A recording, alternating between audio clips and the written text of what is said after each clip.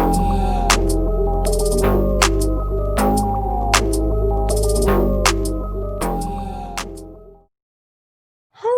Assalamualaikum warahmatullahi wabarakatuh. Kembali lagi nih bersama saya Nurrahima Dewi, mahasiswa Fakultas Pariwisata dan Perhotelan Program D3 Tata Boga Universitas Negeri Padang 2020. Nah, di video kali ini saya akan membahas tentang sistem pencernaan pada manusia. Nah, kalian udah pada yang tahu belum? Kalau belum tahu, simak ya video ini. Apa sih sistem pencernaan makanan pada manusia? Pencernaan merupakan proses perombakan makanan menjadi lebih sederhana sehingga dapat diserap dan digunakan oleh sel-sel tubuh. Tidak hanya itu, pencernaan makanan merupakan jaringan organ yang bekerja untuk mencerna makanan. Proses pencernaan makanan terbagi atas dua, yaitu pencernaan mekanis dan pencernaan kimiawi. Apa sih pencernaan mekanis itu? Pencernaan mekanis terjadi ketika makanan dikunyah, dicampur dan diremas. Pencernaan mekanis ini terjadi di dalam mulut dan dapat dihancurkan oleh gigi.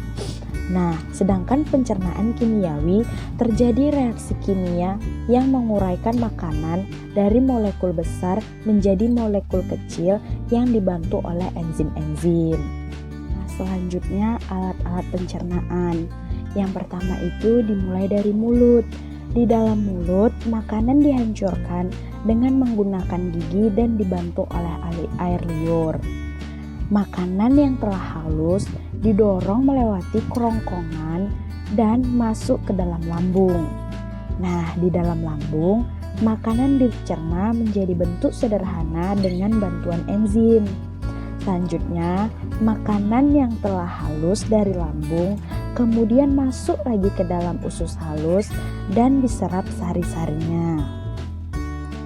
Nah, sisa penyerapan sari-sarinya makanan dari usus halus masuk lagi ke dalam usus besar untuk diserap airnya dan dibuang zat sisanya.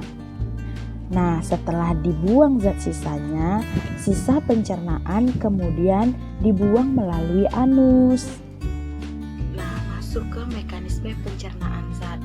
Nah, di sini tuh ada yang pertama itu karbohidrat, yang kedua lemak, dan yang ketiga protein. Nah, karbohidrat itu juga zat makanan. Nah, kalian tahu nggak sih karbohidrat itu kan makanan pokok di Indonesia. Banyak sekali yang mengkonsumsi karbohidrat.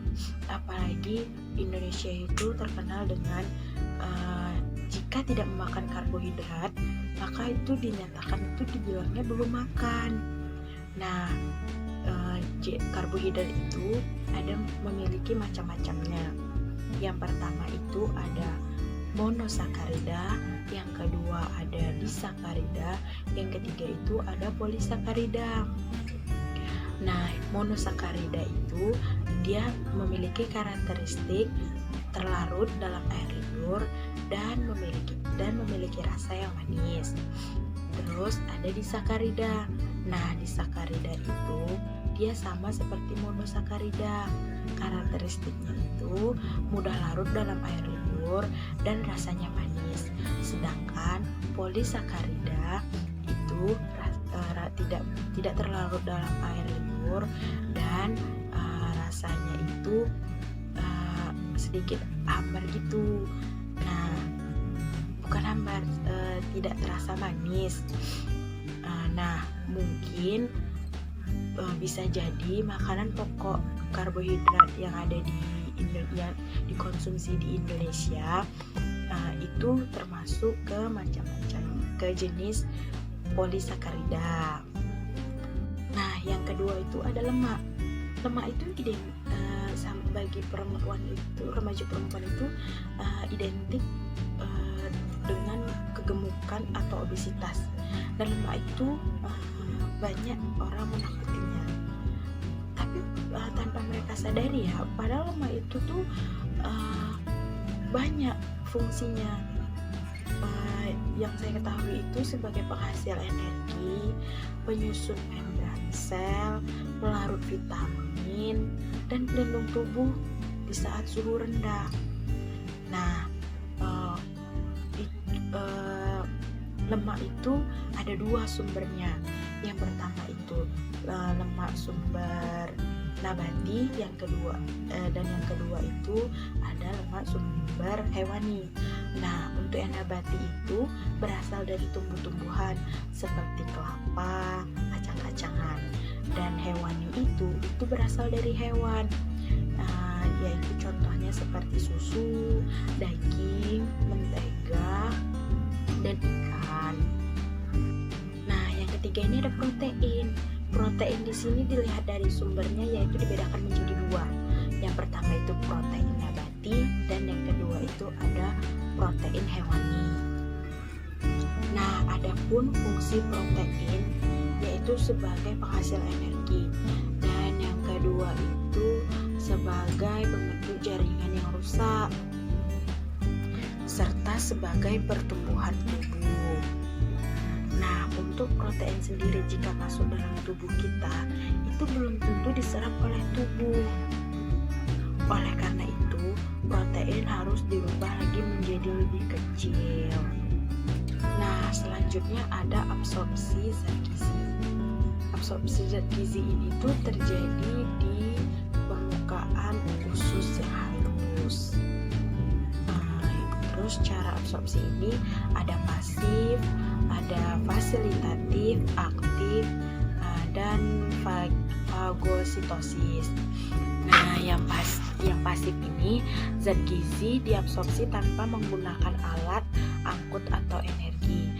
Fasilitatif ini menggunakan alat angkut protein untuk memindahkan zat gizi dari saluran cerna ke sel yang mengabsorpsi.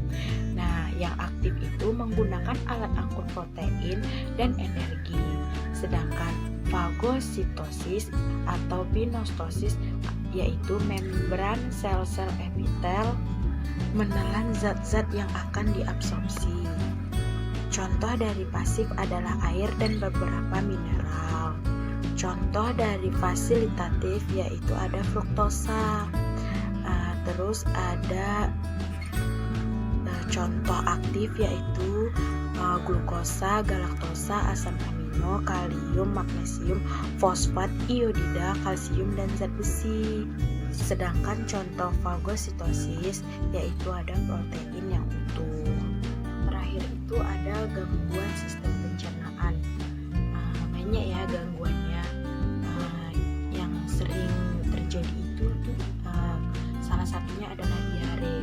Diare itu penyebabnya fase sangat cair akibat parasitaltik yang terlalu cepat.